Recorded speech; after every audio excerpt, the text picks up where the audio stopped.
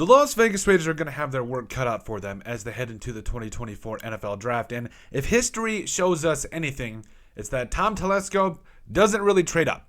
In fact, I think that he is going to be a guy that probably stays a little bit close, but probably does go best player available, or BPA in a lot of different scenarios. And today we're going to touch on it in our latest Raiders mock draft, where we talk about and cover BPA. So starting out the mock draft here, yes, we've got 7 rounds, high speed, low drag, care for position of value, and drafting for needs are both relatively high. But again, we've sprinkled in a little bit of randomness because it is the draft. Weird things happen all the time.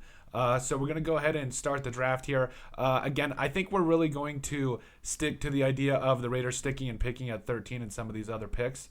But it does make a lot of sense if they want to go in some different areas here. So, Byron Murphy went to the Bears. Okay, that's fine. Oli Fashanu, honestly, I think he's going to be a lot of fun. But if the board fell like this, like, I know Jared Verse and them are pretty good. Dallas Turner, like, Jane Daniels is there. I really don't think he's going to be there. I think it's going to be a quarterback tax between the first at least 3 picks, if not the first. Like they're in the top 8. There's going to be multiple quarterbacks that go. I mean, the Giants are looking for a quarterback. The Cardinals, I know they say they're in on Kyler Murray, but also the Vikings are probably going to be in. So I do not expect Jane Daniels to be there in any capacity. If he was, I would take him in a heartbeat. But all of the latest drafts, they don't have him going that high, or they don't have him going this low. So I'm just going to play it safe and say that he's not there. And then we're just going to go ahead and just draft and see how things fall here. So Keyon Mitchell, like, he's a lot of fun, to be honest with you. And you need a number 1 corner. And this makes a lot of sense. So I'm going to go with Mitchell here at 13 because, again, I think he's tall, he's lengthy, he's that number 1 corner you've been looking for, and it makes a lot of sense. And so you get into the second round here. Ooh, Michael Penix is there. Get into the second. This is pretty interesting. Okay. Ooh, Chris Jenkins is there. I really want to see where some of these other guys are falling. So JJ McCarthy goes 34. Okay. I want to see that Texas D tackle. Where's he going? Sweat's dropping down all the way down to 90, so we can get him at 77. In that case, I want to trade down a bit because I really feel like the Raiders need to get a little bit more ammo in certain situations here. And you guys got to give me a 3. If I'm moving down that far, you got to give me a 3. I got to at least get a 3 for it. Okay, so we move down 7 spots. We get a 3rd round pick for it. Ooh, Kingsley Suyamada. And then we're also back into the 3rd round. So honestly, I know Michael Penix went, but at this point in stage in the draft, I really feel like there's still some really talented quarterbacks here. I really feel like Joe Milton is still going to be there in some capacity.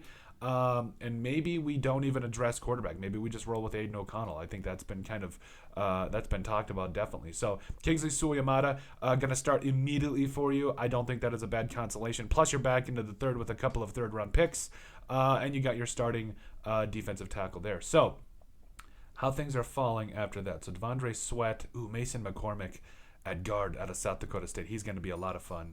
And BPA, so Malachi Corley, Braden Fisk. Jeremiah Trotter. Do we go Trotter or do we go D-end here? Marshawn Nealand. Okay, BPA says that it's Malachi Corley. I think they've got some of their power rankings a little out of whack here. Jeremiah Trotter is an absolute stud.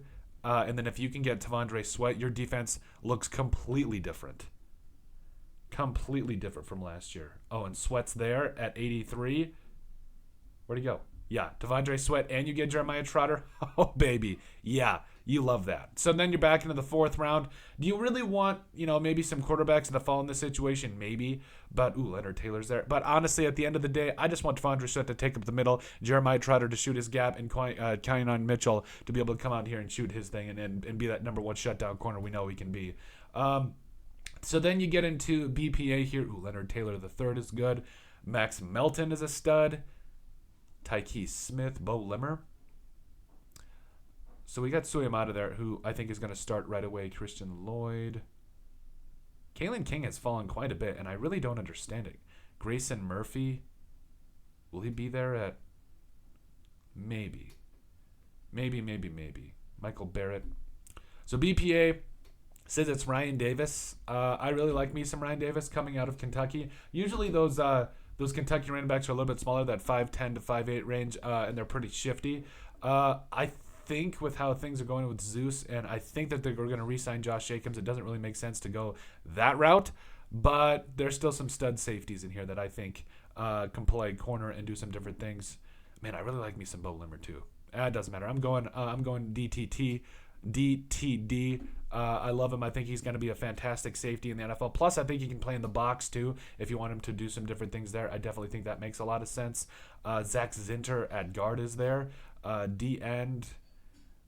There really is a lot of there's really a lot of drop off at certain defensive ends in this draft. This is definitely not one of those drafts for defensive ends that you're like, wow, this is going to be a really good year. It's really not. So, and plus, I don't think you necessarily need a D end if you are the Raiders. I might just go Zinter because we got Suyamata who could play right tackle. I'm going to double down. I'm going Zinter because yes, I think that he can double down, and you can double down to a certain degree here, but at the same time, you also need to make some things happen. Ooh, and Joe Milton falls to you at 190. I don't know how that's possible in the 6th. I think you run out of that one, and you love Joe Milton. Honestly, I think he can do some really good things in the NFL. So Tenor Bortoloni, Omar Brown. We've already doubled down on offensive line. I'm not really. Plus, I think Zach Zinter, you could push him into Isaiah Davis. Yes, the kid coming up out of SDSU just won a couple of national titles. Yeah, that makes a lot of sense. AJ Woods, Brandon Coleman, Dominique Curtis Jacobs, blah, blah, blah. Tua's younger brother. BPA says it's corner. I'm going AJ Woods. Yeah. So this is a very roundabout way of basically saying that I'm transforming the Raiders defense and just taking the best player that's on the board at the current moment in time. And I think it ended up pretty good.